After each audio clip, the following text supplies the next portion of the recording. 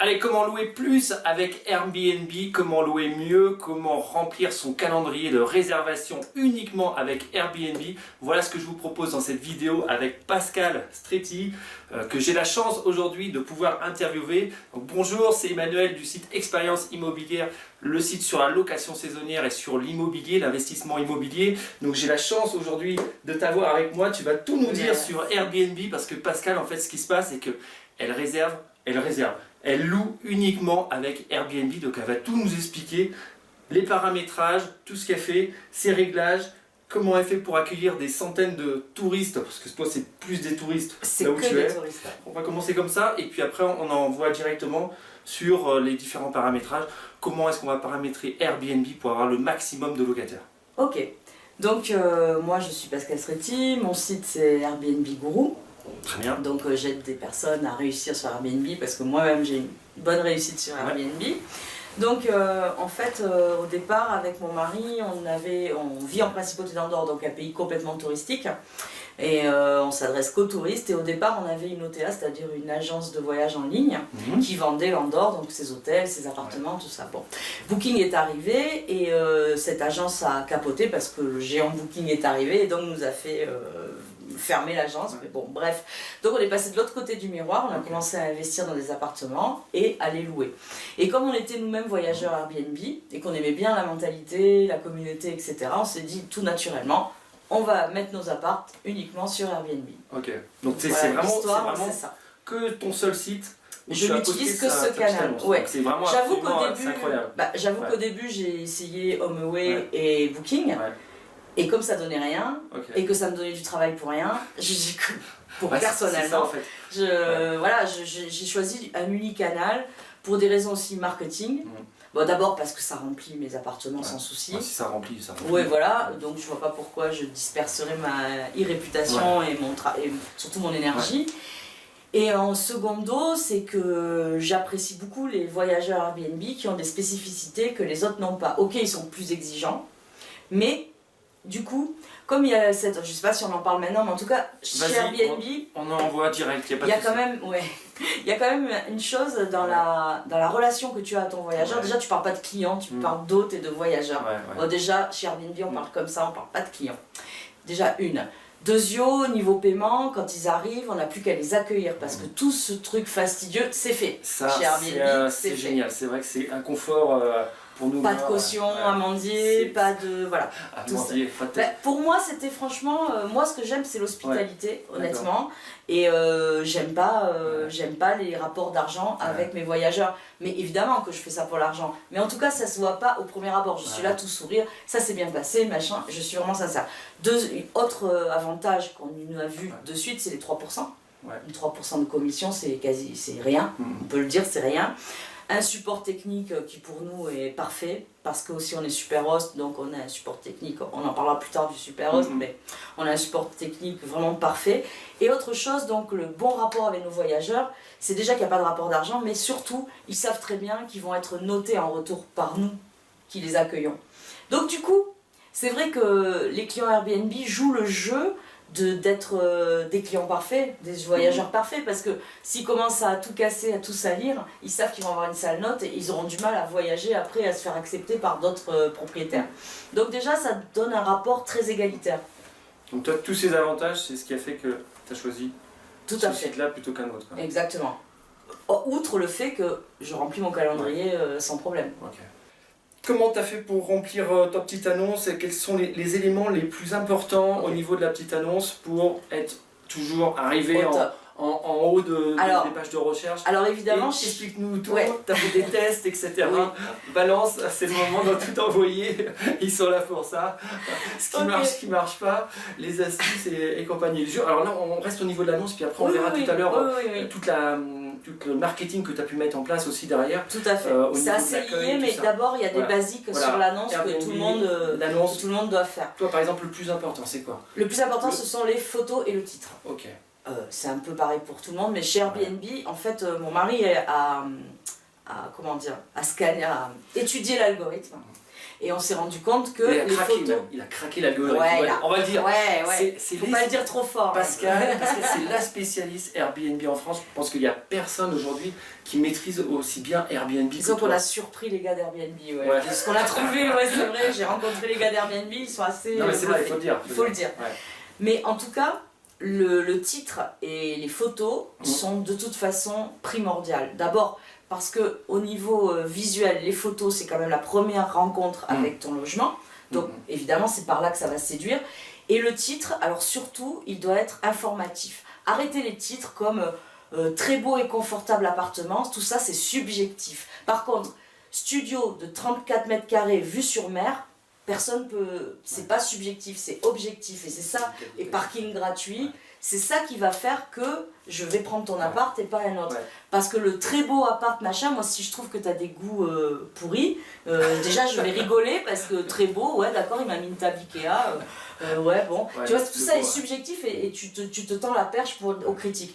Et les photos, il n'y a qu'une photo évidemment qui est visible de suite. Alors astuce première sur Airbnb, faites-la claire. Parce que l'algorithme n'aime pas les photos foncées. Faites-la pas floue. Parce que l'algorithme n'aime pas les photos floues, ce qui est logique. Et alors sur Airbnb, il y a le service, si vous n'êtes pas très bon en photo, il y a un service de photographe professionnel qui est payant mais qui est bien moins cher qu'un photographe professionnel. Les prix sont plafonnés par Airbnb. Alors avant il était gratuit, maintenant il est payant, mais honnêtement, ça vaut le coup. On vous prend une fois votre appartement et vous pouvez utiliser ces photos pour n'importe quel site, entre parenthèses, je ne devrais pas le dire, mais vous pouvez aussi les mettre chez Booking, vous pouvez les mettre où vous voulez, mais surtout elles sont prises par un professionnel. Deuxio, donc la photo, le titre, et surtout, un petit conseil en passant qui me vient à l'esprit, ne mentez pas sur les photos. Si vous ne mettez pas de corbeille de fruits à vos hôtes, ne mettez pas une corbeille de fruits sur la photo. Bah, il ne faut pas mentir. Toi, tu mets pas d'animation comme ça? Bah si, parce que moi je mets une corbeille de fruits à mes hôtes. Donc je peux me permettre, mais s'il n'y est pas, s'il n'y a pas de bouquet de fleurs à leur arrivée, ne mettez pas un bouquet de fleurs. Par contre, si vous ne faites pas tous ces petites options, c'est pas grave. Par contre, mettez en scène votre appartement. Évidemment qu'il y a une cafetière et qu'on peut prendre le petit déjeuner sur la terrasse. Donc mettez en scène le petit déjeuner sur la terrasse, sans le bouquet de fleurs que vous ne leur donnerez pas. Mais par contre, évidemment que s'il y a une terrasse avec vue sur mer ou même vue sur l'usine du coin et qu'on peut s'y installer, mettez en scène votre appartement. Après, quand tu mets en scène, tu es obligé de mettre un petit verre de jus d'orange, des petits Non, croissants. mais un verre de jus d'orange, ça c'est pas grave parce qu'ils peuvent aller s'acheter du jus d'orange. Enfin, comment dire, quand je dis ne mentez pas, c'est si par exemple il n'y a pas une télé 16 pouces, ne mettez pas une télé 16 pouces quoi. Ne mettez pas 50 mètres carrés alors qu'il y en a 25 quoi. Ne mentez pas. On est De d'accord. toute façon, votre appartement, il a forcément des atouts qui vont plaire à certaines personnes. C'est vrai que l'algo maintenant, il détecte si les photos sont floues parce que dès qu'on met une photo floue, il dit met moto flou. Et même ils t'aiment pas du coup. Et ils te font descendre. Il n'y a qu'une première place. J'ai une photo moi qui est trop éclairée en fait dans la salle de bain et il me met, elle est trop lumineuse. Alors il faut que je mette une photo. Il faut que tu la sombrisses un petit peu. Quand il y a trop de blanc, je pense que en fait, ce qu'il y a de bien, s'il y a trop de blanc, ça lui plaît pas non plus parce que c'est pas visible. C'est important. En fait, ce qu'il y a de chouette sur Airbnb par rapport aux autres sites, c'est qu'il analyse tes photos pour qu'elles plaisent à son algorithme. Donc il t'aide en réalité. Ils sont là de toute façon. Ils sont là pour vendre le plus possible. Parce que si toi tu gagnes de l'argent, ils en gagnent aussi. C'est d'une évidence simple. Au niveau du titre, tu dis voilà. Le titre objectif. Le coût parking gratuit, ça c'est un truc qui match pour toi. Alors ça fait parking gratuit. Surtout si vous êtes dans un centre-ville. Alors j'ai plusieurs appartements dans l'Andorre. Il y a un appartement qui est de ville et les autres sont dans la station de ski. Alors là, la station de ski, forcément, le parking est important. Là, je mets parking couvert parce que la neige, on comprend les problèmes que ça peut... En centre-ville, comme il n'y a pas de neige, peu de neige, là je joue sur parking gratuit parce que c'est hors de prix en centre-ville. Donc en fait, si vous avez un parking, ne le mettez pas en option. Augmentez vos prix à la limite de chambre, mais c'est tellement pingre de le mettre. De toute façon, les options sur Airbnb, c'est pingre. Je veux dire, faire payer les draps en plus, c'est pingre, ça se fait pas. Il y a des choses qui ne se font pas sur Airbnb. Les bûches, le chauffage. Alors les bûches, il y a une astuce. J'ai un appart avec cheminée. En fait, j'en mets 3, et puis après, ils vont s'acheter des bûches. Je veux dire, mais t'es quand même amorcé la pompe, quoi. Je veux dire, oui, alors donc, on a travaillé les photos, on a travaillé le titre. Très important sur Airbnb, remplir tout ce qu'ils vous disent de remplir. De votre biographie, votre petite biographie, votre présentation, c'est très important. La bio en français et en anglais.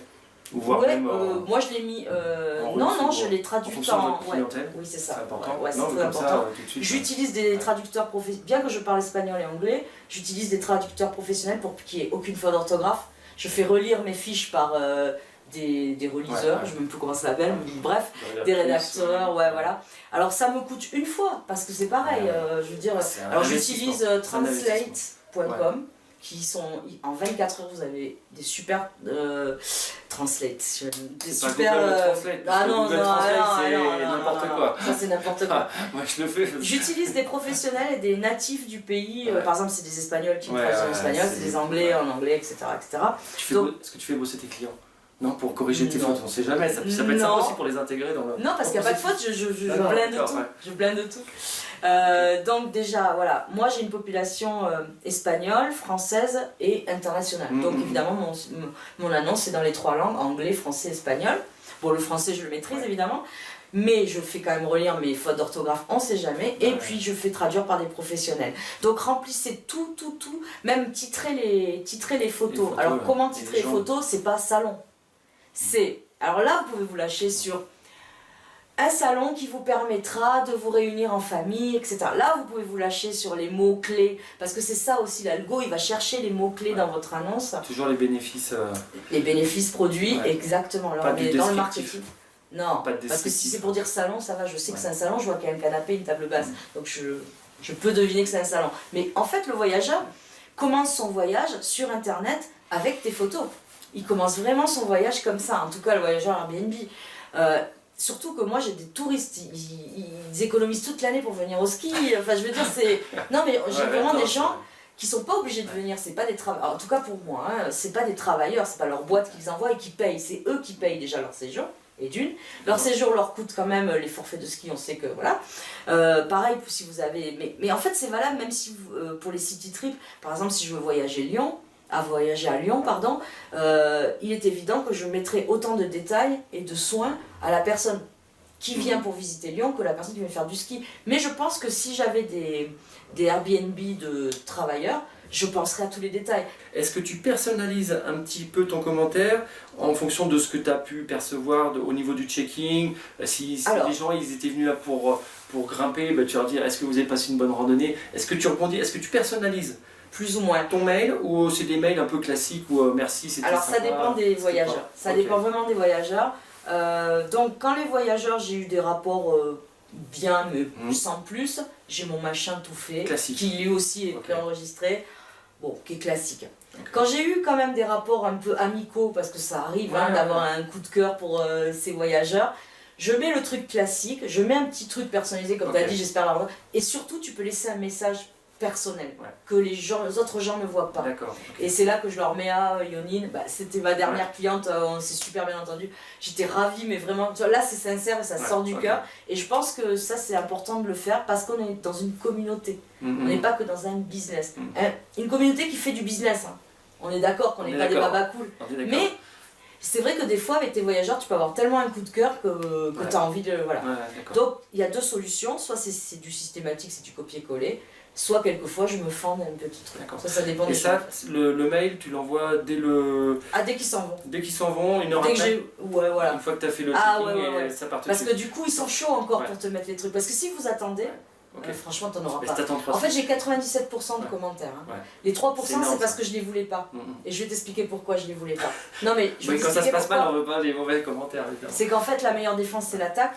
Si le gars qui m'a laissé l'appart, et c'est très rare, mais si le gars qui m'a laissé l'appart, mais dégueulasse à un point, mais même pas le dégueulasse normal, genre j'ai trouvé des bouteilles de vin dans la chambre, enfin le truc, le porc, voilà, le porc, et c'est même méchant pour les porcs, mais le porc, je vais rien dire. Si tu veux, je vais rester silencieuse et je vais pas mettre en place ma machine de guerre pour avoir des coms, parce que j'ai peur que le mec, comme il sait qu'il a laissé la merde, il me mette un sale commentaire. Donc je fais lettre morte et ça marche. Je fais l'autruche, lui fait l'autruche et on se quitte comme ça. Voilà. Alors c'est vrai que personnaliser comme ça le contact, la relation, c'est ce qu'il y a de mieux, c'est ce qui va le plus convertir en plus. Toi en plus tu fais, c'est un peu du deal quoi.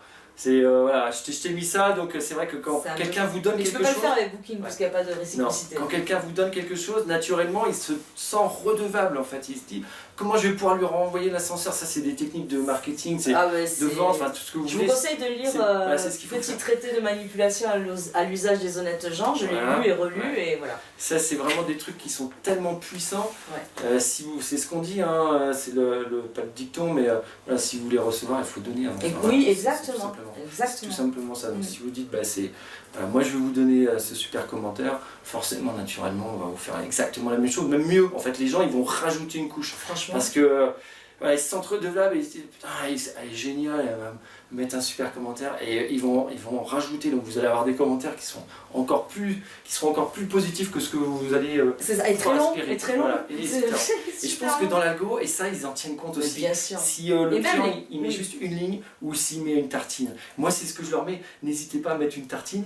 Je mets comme ça un texto, à mettre une tartine plutôt que trois lettres, il n'y a pas de souci, 3 mots. En plus, tu peux le tourner, je suis prêt à accepter les critiques pour améliorer mon produit. Et ils sont là, mais il est parfait votre produit. Voilà. J'ai oublié une chose, la connexion Internet. La connexion Internet. La connexion Internet, pour moi, c'est comme ne pas offrir, pour mes clients, ne pas offrir la connexion Internet, c'est comme ne pas offrir d'eau chaude certaines heures de la journée. C'est exactement pareil. Ça se fait plus, ça. Non, ça se fait plus, mais ça a existé. C'est pareil pour Internet. Et donc, j'ai donc une amie qui a tout un immeuble, comme je disais tout à l'heure, et un jour, il y a eu une panne, et elle a eu une révolution dans l'immeuble. Alors qu'un jour, il y a eu une panne de chauffage, et on est à la montagne, et les gens étaient là, oh c'est embêtant, mais vous n'y pouvez rien. Internet, c'est impardonnable. Elle m'a dit, je croyais qu'ils allaient foutre le feu à l'immeuble. Donc s'il vous plaît, une connexion de bonne qualité Internet. En tout cas, si vous voyagez, si vous accueillez des gens Airbnb, ce sont des milléniums. Les gars, ils sont nés entre 80 et 2000. Ils peuvent pas vivre.